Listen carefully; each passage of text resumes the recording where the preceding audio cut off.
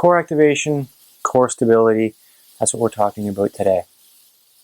This guy's going to work a little bit more anterior core. Some of the stuff that we do to work that hip extension, those lateral side planks, they're going to work side or back. Today we're going to work the front. With these guys, what we have to do is we have to make sure core is perfectly stable, the low back is in neutral, and then we're going to try to free up things like either the hips, the thoracic spine, or the shoulder joints, scaps as well. So we always want to jet off, make those movements off a real stable base, a stable core.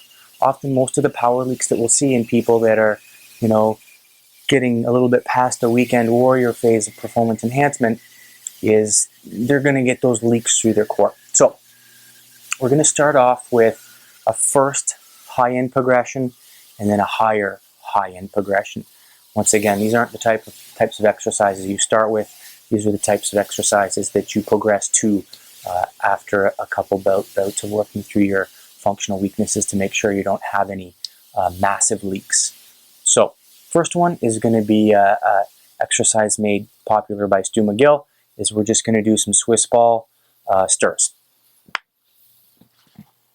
So when you do this drill, the goal is to make sure that you keep your low back in neutral, that you're not rounding the back at any point, or that you're not resting on a fully arched back once you're in the plank position.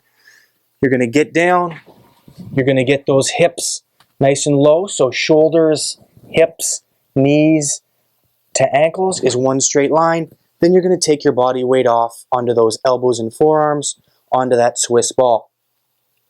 To make this more challenging, you'll bring your feet closer together. To make it a little bit easier, you'll get nice and wide with this guy.